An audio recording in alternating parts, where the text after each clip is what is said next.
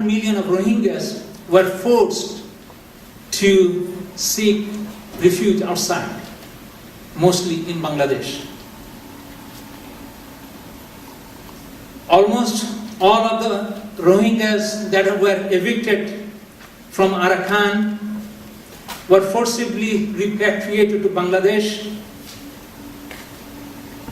Again their hopes, again their wishes, under the cooperation of United Nations High Commission for Refugees. But still, there are thousands of refugees that are living in many parts of the world, including Bangladesh. Let me now give a brief account about the current situation of Muslims living inside Burma.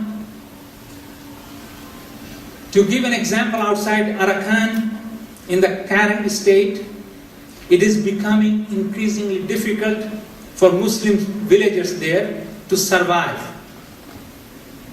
They are victims from not only the SPDC, but what is called DKBE, Democratic Karen Buddhist Army, that is affiliated with the SPDC.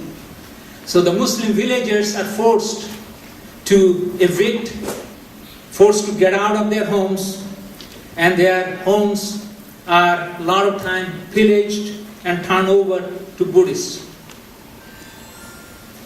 Even for non-Muslim villagers in the Karen state, the combination of forced labor, systematic extortion, and other abuses have made life almost impossible. So the added persecution which Muslim villagers face simply make them unbearable. The Muslim villagers try to stay on in their villages for as long as they can, but once everything is sold and the food has run out, there's nothing left but to flee and seek some opportunities outside. Oppression of Muslims, especially the Rohingyas in Arakan, have not eased in recent years, in spite of the fact that there are UNHCR that are close by. There is a very systemic, concerted and criminal design by the SPDC authorities which can appropriately be termed as ethnic cleansing, genocide and socio-cultural degradation of the Rohingya people. Policies of exclusion and discrimination imposed on the Rohingyas by successive regimes have prevented them from developing socially and economically, and are deliberately designed to encourage their departure to Bangladesh. These policies, which amount to ethnic cleansing, are creating push factors for forced migration and therefore constitute the root causes of the ongoing refugee exodus. If the process of marginalization and gross violations of human rights against the Rohingya people are allowed to continue, I am afraid to say there won't be a single Rohingya living in the Arakan. They would embrace the same fate that has embraced the native population in Tasmania. Let me now briefly go over the condition of refugees in Bangladesh. In Bangladesh today, it is believed that there are at least 20,000 documented Rohingya refugees. They live in two camps near Cox's Bazar, and most of the original refugees were forcibly repatriated to Burma against their will, and there they are facing tremendous problem, abuses. As a matter of which, most of the Rohingya refugees that are still in Bangladesh, they refuse to go back to Burma. The condition in these refugee camps is simply awful. They don't have adequate facilities for healthy living. Children are deprived of their basic education and health care. And they are also facing harassment from government authorities. There are also hundreds of thousands of undocumented Rohingyas living outside these two camps. Many refugees are camped at roadside facilities near Teknaf, and unfortunately they don't get much help from anywhere. The worst thing is these refugees are blocked from nominal opportunities of resettlement in a third country or even for settlement within Bangladesh. As to the situation of refugees in other countries, there is no international agency to look after their interest. Because of the lack of legal identity, they are not allowed to work or hold work permit. An estimated 15 to 20,000 Rohingyas work as illegal workers inside Thailand. Their children are deprived of education and human rights. And most of the time, the Thai authorities, if they catch them, they will deport them back to Burma, sometimes even sending them back to DKBE in the Karen territory that are run by this ultra-nationalist group affiliated with SPDC. The situation is simply very risky inside Thailand for most refugees. In other parts of the world, the situation unfortunately is not great either because of lack of citizenship. Dear friends, the SPDC has learned to exploit racial and religious sentiments to persecute minorities and non-Buddhists. In places like the Arakan, they use both the Kurds to ethnically cleanse the Rohingyas. Their power is rooted in deep racism that has permeated Burmese society since its beginning. Not only the racial supremacy complex which many Burmans are brought up with, but the racism of the Karen against the Burmans against the Shan against the Wa against the Shan, the Mon against the Burmans, the Rakhine against the Rohingya, the Burmans against the Chinese against the Buddhists, and everyone against the Muslims. The list goes on and on and on.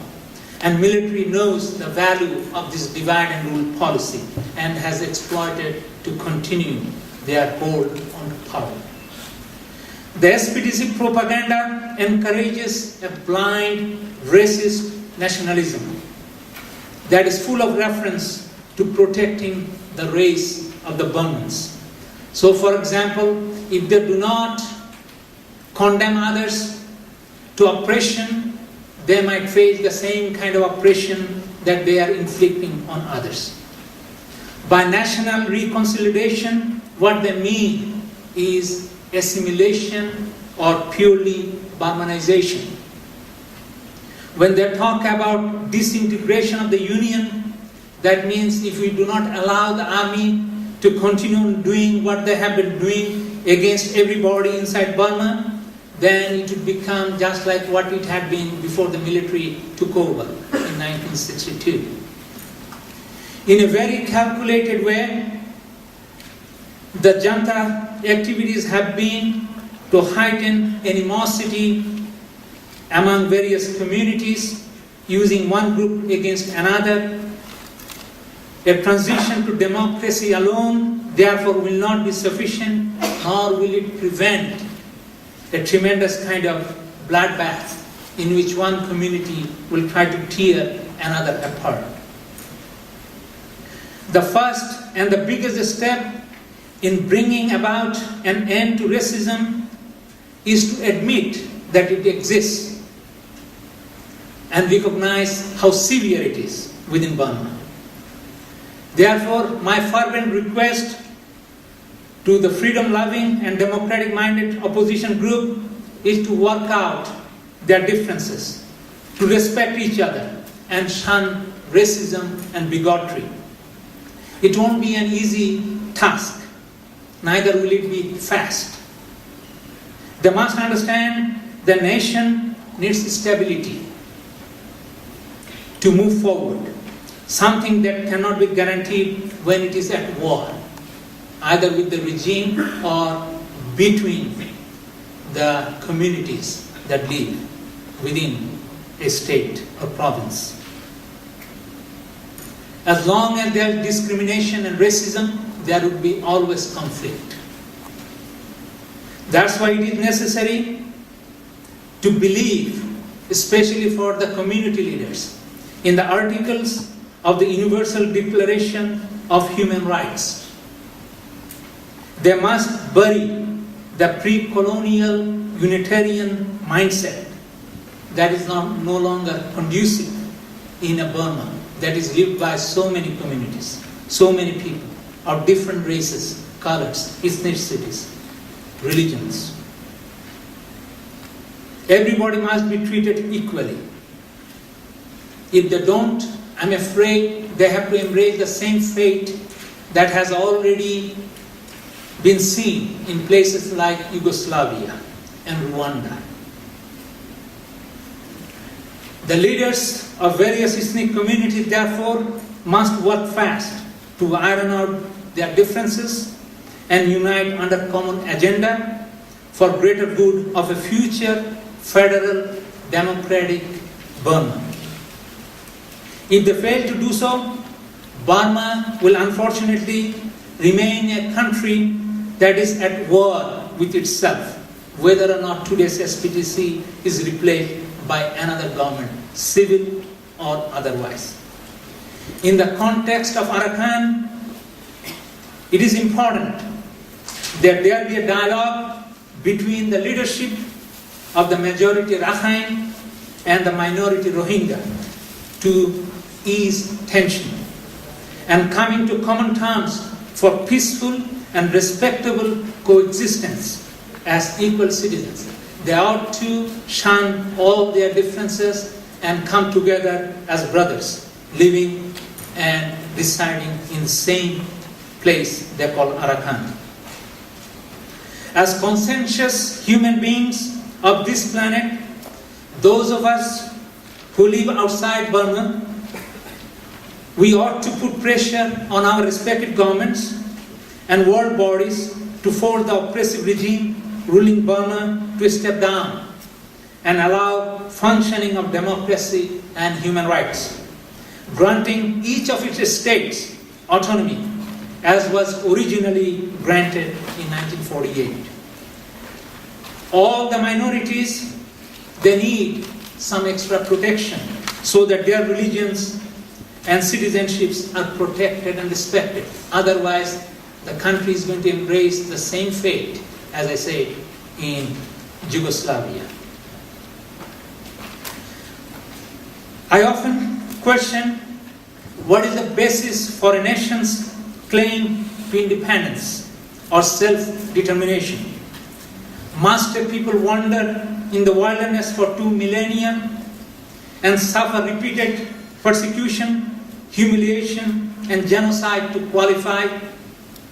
Until now, unfortunately, history's answer has been a pragmatic and brutal one, which is a nation is a people tough enough to grab the land it wants and hangs onto it. Period. How about the rights of a minority community to survive with their culture and tradition intact? Do they need to be children of a higher God or follow Judeo-Christian morality to qualify world attention? What makes the children of a lesser God to be forgotten and denied the same treatment and privilege that was granted hitherto to the people of East Timor and some other hotspots? Couldn't a UN-sponsored plebiscite determine the fate of those forgotten people of our time to decide for themselves what is good for them? What about all those scores of statutes and articles of Declaration of Human Rights, Geneva Convention, treatment of prisoners, etc., etc., etc.? Don't they matter in Burma? Who is responsible to guarantee those rights? Has our civilization benefited our humanity? Or has it become a detriment to its noble goals and aspirations that lift us all? Since 1999, the United States of America has designated Burma as a country of particular concern under the International Religious Freedom Act for severe violations of religious freedom inside Burma. The EU, European Union, has similarly taken a stand.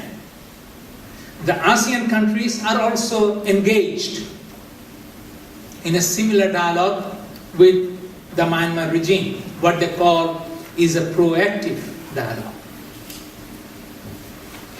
But they fail to understand that all these efforts have failed. The military has not changed its modus operandi. It continues to buy time. It hopes with the death, a premature one, of the leader Daw Suu Kyi, who is not keeping a good health, there won't be any formidable opposition coming out of Burma, and so they can stick on to power for good. And the other fact is, there are great powers like China and Russia that are in cahoots with the regime ruling in Myanmar. Bottom line, old methods of constructive engagement are not working. Continue to believe a change of heart from the ruling SPDC is not only foolish, it is insane.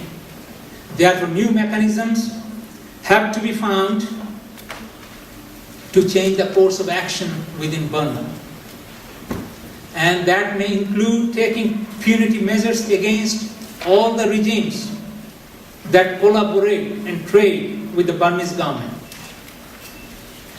The movement for democracy, freedom, and basic human rights cannot go on forever, expecting miracles. Strong actions and not empty words are needed to stop this human calamity in Burma.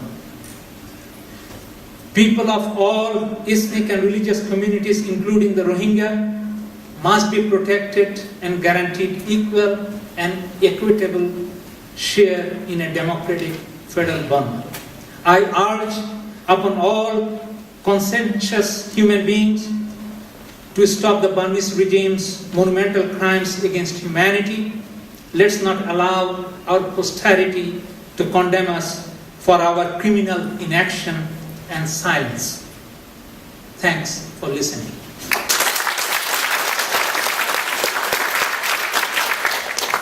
Chair Dr. Habib Siddique, Nichobu, General Todama Pibare, Namanangama, Lukuyi, Chubo, Kanyat, Timon Yamado, Yama Taina Biha, Enijin Nangarima, Toki, Columbia Bare. Nagombi Rohingya Lumuria, Nangandaki, Yin Beijing, Kanyat, Uyu, Soyogua, Nagomba. Lukuyu, Chubamu, Kanyat, Nanga Bimao, Nanga Piba Bimaba, Duka, Yam Yagwane, inside the Yabari. Tajam, the long Luye Nanganda, Akuye, the long Luye Kanjamaru, Nidi Lukuye, Tina Sadamale, a car with Mabina. Dajo Dr. Habib Siddique anine di အနည်းချုပ်ကိုအခုလိုစာတမ်းကိုဖျက်ပြပြီးတော့မှကျွန်တော်အနေဖြင့်ဒီအနည်းချုပ်ကိုဖျက်ပြပွားတာဖြစ်ပါတယ်အားလုံးကိုကျေးဇူးအထူးပဲတင်ရှိပါတယ် I would like to thank Dr. Habib Siddiqui for his great speech given to us. Now,